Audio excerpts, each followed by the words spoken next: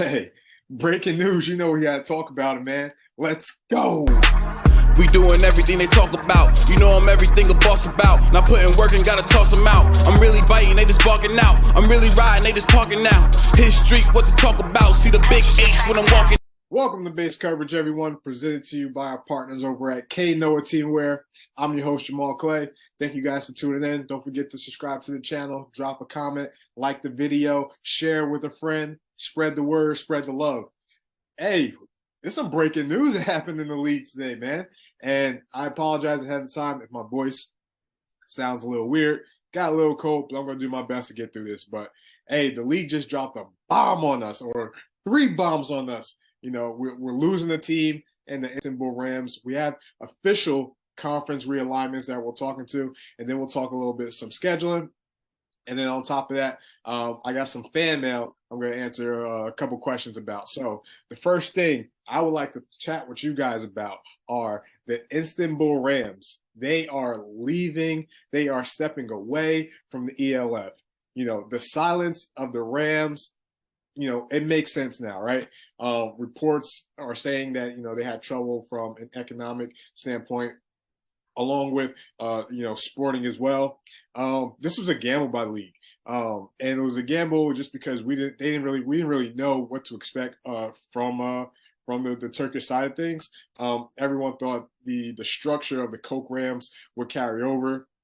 It doesn't look like that was the case. It seems like funding was a little bit of an issue with it seems like with not only paying players, but also having a low count of fans at each game, not being able to balance that aspect of things. In hindsight, 2020, you know, it was an uphill battle that just kept getting steeper, and the Rams just weren't, you know, able to climb it. And you know, it is unfortunate. It would have took a special coach and a special group of imports, as we could see towards the end of last season, where they had a stronger finish. You know, they were able to compete. They obviously, excuse me, we know about the win against Barcelona. We know about going to overtime against Hamburg. So they were able to do it a little bit towards the end of last season, but you know, ultimately it was too much. Going into another season, they just weren't able to overcome certain things, as explained in the reports by the league. So now you think about it, and I've seen some things about this now. It's like, will they rejoin? You know, I don't know. I don't see it necessarily happen. Think of it like this, right? You and your partner, you guys take a break, and then you guys want to get back together. But now there's a trust issue because you guys have been away for a certain period of time. Well, it's the same situation here in the sense that how can a league that's growing at this rate, and you know what the end goal is in terms of how special it wants to be, trust a team who wasn't able to get it done the first time or stick it through the first time to come and rejoin the league? So I don't really know if I see that in the future, which is upset because we would love to get the Turkish market into the ELF, but I don't see them rejoining the league. These are rare, coveted spots, and I'm sure you know the league will take, you know, more precautions going forward with adding teams in terms of creating a stable and competitive balance in the league. But for now, you know, we wish the Rams well. Thank you for joining the league. Thank you for giving us that beautiful TikTok video after the Barcelona Dragons game. But thank you for competing and finishing the season stronger towards the end than you did in the beginning or in the middle aspect of it. So the Istanbul Rams are no longer part of the ELF, which brings the count from 18 to 17 in 2023. So thank you to the Rams. Next, we got conference realignment. All right, this is the fun part, right? Because now, you know, with 17 teams, obviously it's a weird number, but we have 3 conferences and they've been announced. So, you know, first glance, it makes sense. It makes sense in terms of traveling, where all these teams are allocated. At second glance, I see balance in each conference, and we'll dive into that a little bit more. And then third, you know, there's some games that I'm going to need multiple TVs on, you know, in order to watch. But first, let's take a look at each one. So the Wild Wild West, we have the Cologne Centurions, the Paris football team, Frankfurt Galaxy, Rhein Fire, Hamburg Sea Devils. When you look at just this conference alone, I see an ELF champion at quarterback. I see 2 quarterbacks that had ELF championship game experience, and I see a magician and I see two teams that haven't designated their quarterback position yet.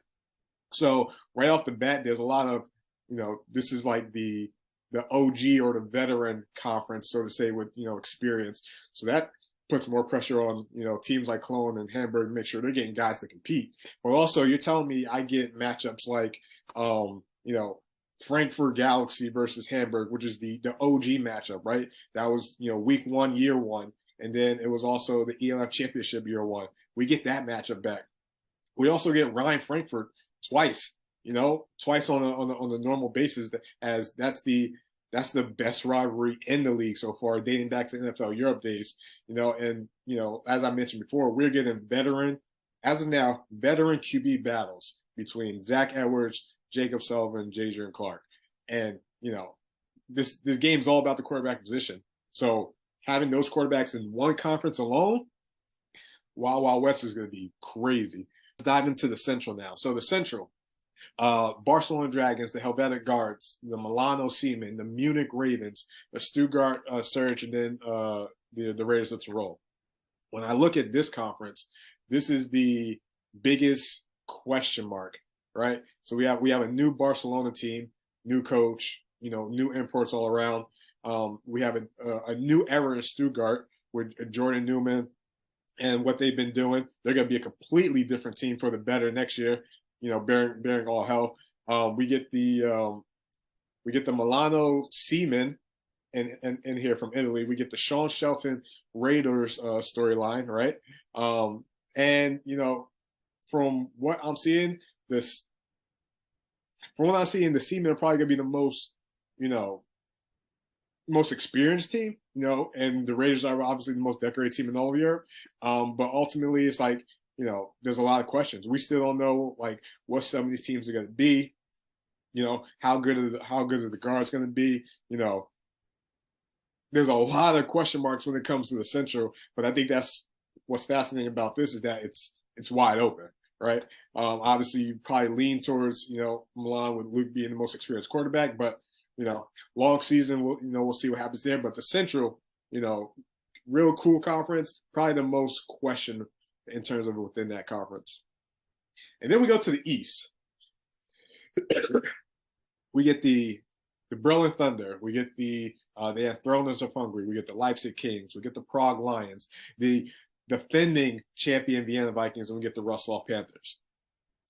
Different from the Central, I see this conference as the most balanced, in terms of, teams that are in it, but also, you better have a defense to compete in this conference. Here's why. In the Wild West, again, as of right now, you get 3 veteran quarterbacks, a lot of skill guys there.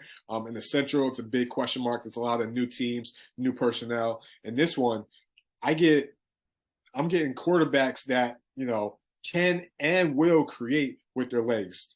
Donovan Eason, big boy, probably the Cam Newton of the league. We got Gabriel Cunningham with the Anthroners, Shazon Mumphrey from the Prague Lions, Chris Heidbig from the Vienna Vikings, right? And we're still waiting to see what Leipzig does and what Russell does. But in this conference, this is going to be the most balanced and most exciting to watch from the quarterback position. So you better have a defense in this conference to compete. And this one's going to be exciting to watch week in, week out too, especially with those matchups. So, those are our 3 conferences. I like what the league did. I think the league did a really good job, obviously, with location and, making sure they're putting teams, with travel works and everything. But in terms of like just looking at the potential matchups we're going to get week in, week out, I mean, this season, or the potential for 2023 in the season is already surpassing 2022, rightfully so, with the teams they added, so it should be. All right, next, let's go to scheduling. So 12 game format for 2 weeks. I like it. Some of the matchups that I'm excited to watch that are interconference. My top 3: Paris versus Stuttgart. I get to see Zach versus Riley Hennessy. I get to see Jordan Newman versus Coach Mark up in Paris with the football team. And I think these teams are actually kind of similar in terms of like their personnel and how they're going to want to attack you with at least what they've been signing, or the guys they've been signing. So I think that's going to be a good matchup. Next one. the Frankfurt Galaxy versus the Enthroners. This is going to be an odd one just because I guess you would never picture these two teams to play each other, even though it would eventually would have happened. So that's going to be a good one to watch. Jacob Sullivan versus Gabriel Cunningham, both mobile quarterbacks, both, again, can create with their legs and are dynamic in that aspect too. And then the last one, of course, I got to go to my team in Switzerland with the guards. We get a NFL coaching matchup with Norm Chow versus Coach Tom Sula. That game's going to be exciting from the experience and the game plan and how these guys are attacking each other. In the analytic part of it. So those are 3 games that I'm interested, or that I would pick in terms of interconference games. And then the playoff format. Thank God they went to 6 teams, right? Just think, last year we could have had, the 5 versus Barcelona week 1, winner goes to Hamburg or Vienna, or we could have had, well, we already kind of saw this matchup with the Raiders and the Galaxy. But the fact that more teams in the playoffs, more teams in the league, it's going to make the race towards the end of the season that much more intriguing, that much more fierce, and that much more, enjoyable to watch, because, like, anything can happen. There are so many scenarios and stuff like that. So thank God they went to 6 teams. And, it's going to be interesting. We have a long way to get to the season, even towards the end of the season, stuff like that. But the fact that, they're adding 2 more teams, first 2 teams get by, great job by the league. You guys, that's a win on your part. So congratulations to you guys. We got some fan mail. So let's dive into to this a little bit. So the first question I got today, all right, who is the most underrated EU player? All right. As a former DB, I'm going right to the defensive back side. And I think this guy probably the most underrated player, but the more we talk about him, he may not be. But I'm going with Goran Zek. All right. Defensive back now with the Stuttgart Surge. Listen, second in team with tackles for the Russell Panthers last year, with 88 tackles, 3.5 sacks, 11.5 TFLs. Now, not only 3 forced fumbles, but 6 interceptions too. That means he was targeted, but when he was targeted, he took advantage of those opportunities. He balled out. A lot of teams are going away from Darius, which gave him most of those opportunities. And as I mentioned, he took advantage of those. Stuttgart got a great defensive back in Goran Zek. Not only someone who could play in the back as a safety, but also could play down the nickel and run fits also. I appreciate that as a former defensive back. So I'm going with Goran Zek as the most underrated EU player, in my opinion. So let's go to one more question. All right. Last question. All right. Why is the league steering away from American running backs who can do it all? You know what? That is a great question. And I'm kind of right there with you. I think a lot of teams just aren't putting the value on American running backs that can do it all. I think, the new adage is that it's a passing league. I think a lot of teams are just, diving into that. I think people value the American wide receiver in terms of the matchup, them versus, potential EU or whoever at defensive back. I think they see more value in that. I mean, I think we're forgetting the fact that, the first MVP of the league was Madre London, a running back who can do it all. Number 1 offense for the Cologne Centurions. Yeah, it didn't work out, but it didn't work out because they didn't have a defense. They could put up points. If they could stop anybody, they might have been in that championship game year 1. So I think teams should start, putting more value on American running backs or just running backs in general. I mean, I think, forgetting about, that skill set is definitely, you're doing yourself a disservice. I hope we see more. Obviously, we see Leipzig just signed Maurice Booker. I think he'll count as American. And then I think if not today, this weekend, Silas Nasida will be signing with a team. So that's going to give another American running back to one organization. But I don't think teams should shy away from it. I think, I was surprised that, the Raiders actually shied away from going that route with the core group of receivers that they have. But again, plans could change and, philosophies could change. But it's going to take one team to go that route, have a successful season, and then it's a copycat league. So we'll see from there. But Hey, like I said, the league dropped 3 bombs on us with the breaking news. It was exciting. You know, I couldn't hold this in. I had to record. I had to give my insight on it. Excited where the league is going, right? But, you know, the fact that we now have conferences, now we just can't wait. Now I just can't wait for the schedule to come out so I can see which games that I'm going to be tuning into and which matchups I'm excited to see. Thank you guys for tuning in. Again, don't forget to subscribe to the channel, drop a comment, like this video, share the video.